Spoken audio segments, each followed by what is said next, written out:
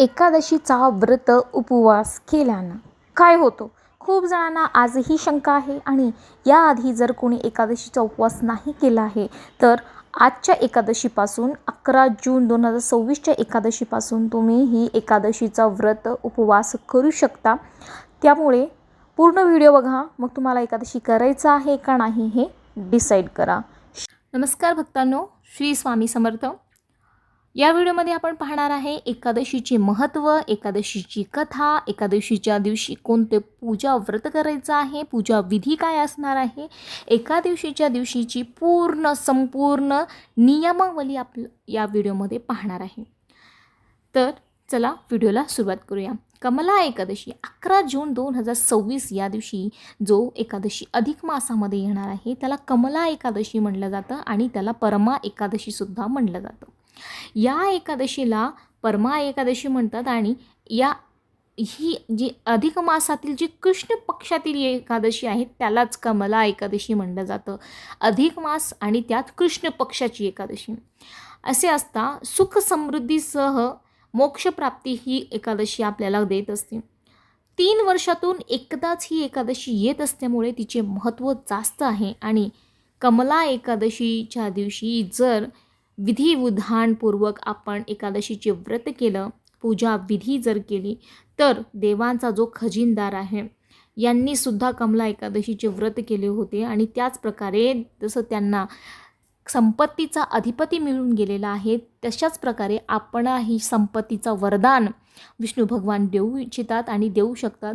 तर आपण या एकादशीचा महिमा बघूया आणि पूजाविधी सर्व काही कथा सर्व काही या व्हिडिओमध्ये बघूया. अधिक मास म्हणजे ज्याला पुरुषोत्तम मास असं म्हणतो आपण, तर ही एकादशी पद्मिनी आणि परमा ह्या 2 एकादशी या अधिक मासामध्ये आलेल्या आहेत. पद्मिनी एकादशी झालेली आहे जो की 27 मेला होती आणि आता 11 जूनला जी आहे ती परमा एकादशी म्हणलं किंवा कमला एकादशी याला आपण म्हणतो. ही फक्त दर 3 वर्षांनी एकादशी ही येत असतं, त्याच्यामुळे याचा महत्त्व जास्त आहे. ही एकादशी सुख समृद्धी आपल्याला देत असते. आणि आता ही एकादशी सुरू केव्हापासून होणार आहे तर एकादशीची तिथी आहे ते 10/2026 रोजी रात्री 12:58 ही सुरू होणार आहे आणि 11 जून 2026 रोजी रात्री 10:37 हा समाप्त होणार आहे. त्यामुळे कमला एकादशीचा जो उपवास आहे व्रत आहे ते गुरुवारी येणार आहे. 11 जून 2026 या रोजी आपल्याला हा व्रत करायचा आहे, उपवास करायचा आहे. आता हा एकादशीचं महत्त्व काय आहे तर जसं वर्षभरामध्ये 24 एकादशी येत असतात, पण हा अधिक मासामुळे एका वर्षात ह्या वर्षी 2026मध्ये 26 एकादशी आलेल्या आहेत. तर अधिक मासातील जी कमला एकादशी आहे याचं महत्त्वही विशेष आहे कारण तो 3 वर्षातून एकदा आलेला आहे. तर पुराणामध्ये हा एकादशी याचं वर्णन जो आहे तो एकदम दुर्मिळ आणि सिद्धिकारक आणि पुण्य देणारी, मोक्ष प्राप्त करून देणारी, संपत्ती देणारी, सुख देणारी, समृद्धी देणारी अशी ही एकादशीचं वर्णन केलेलं आहे. या दिवशी जर भगवान विष्णूंची उपासना केली आणि आपण भक्तिभावे मनोकामना इच्छा त्यांच्यासमोर प्रदर्शित केली तर आपली मनोकामना नक्कीच पूर्ण होते. जो भक्त मनोभावे कमला एकादशीचं व्रत करतो त्याला मोक्षप्राप्ती तर मिळते, त्याला आयुष्यामध्ये संतुष्टीसुद्धा मिळत असते.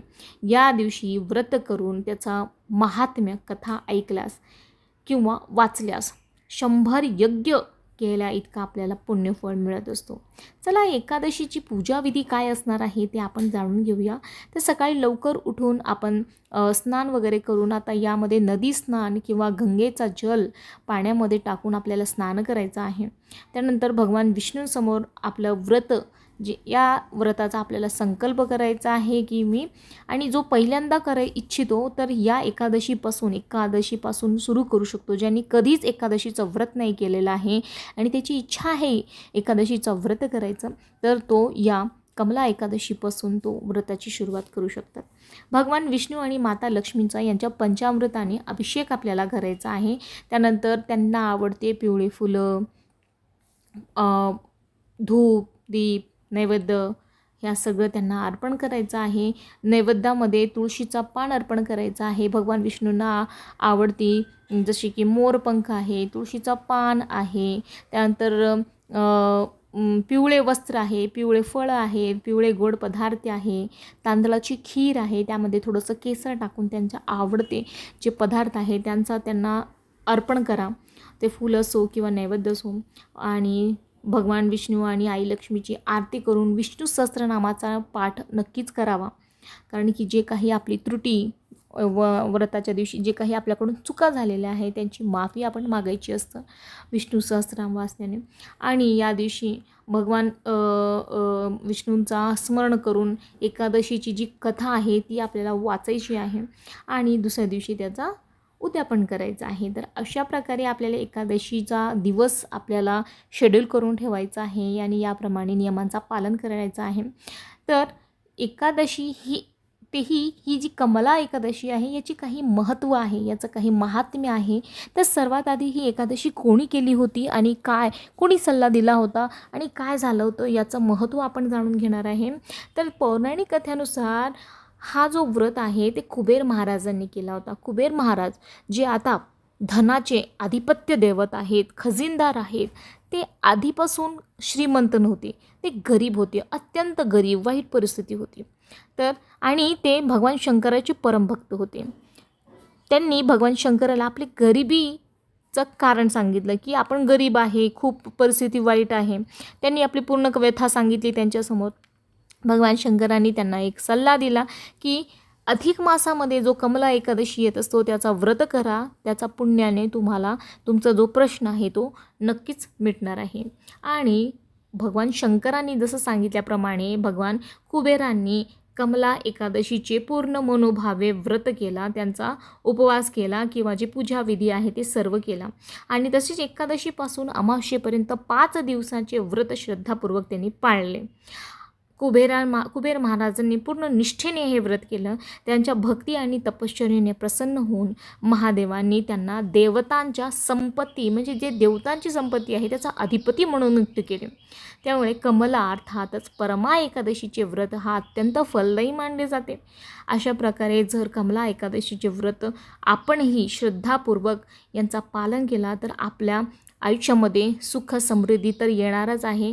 त्यासोबत आपण केलेले जन्मोजन्मांतरीचे जे पाप आहे ते पापांचा नाश होतो आणि आपल्या आयुष्यामध्ये सुख समृद्धी येते.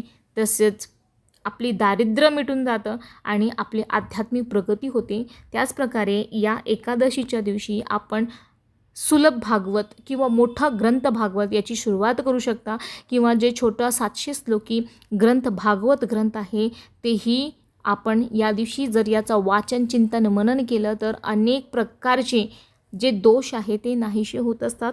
आणि सर्वात महत्त्वाचे आपले जे अतृप्त आत्मा आहेत, अतृप्त आपले जे पूर्वज आहे, पित्र आहे, त्यांना मोक्षप्राप्ती मिळत असतो आणि त्यांचा आशीर्वाद आपल्याला भरभरून मिळत असतो. कारण की आजच्या युगामध्ये कित्येक जण आहेत ज्यांना पितृदोष खूप मोठा भयंकर आहे. त्यामुळे त्यांचे अनेक कार्यामध्ये त्यांना खूप अडथळे येत असतात.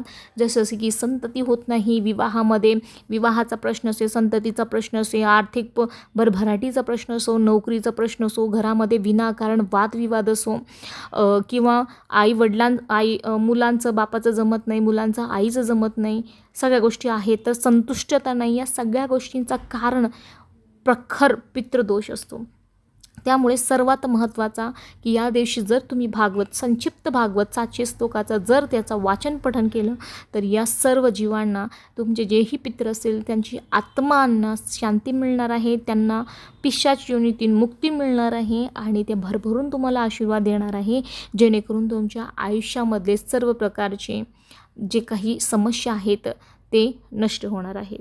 तर आवर्जून करा आणि सगळ्यांना शेअर करा. ही एकादशी 3 वर्षांनंतर येणारी एकादशी आहे. हा संयोग तुम्हाला परत मिळणार नाही. 3 वर्षांचा वेळ तुम्हाला काढावा लागणार आहे, वाट बघावी लागणार आहे. त्यामुळे प्रत्येक जणांना हा व्हिडिओ शेअर करा आणि सांगितल्याप्रमाणे पूजा विधी पाठ वगैरे करा, जेणेकरून तुमचंही आयुष्य सगळ्या गोष्टीचा सुख समृद्धीने भरभरून जाणार आहे. श्री स्वामी समर्थ.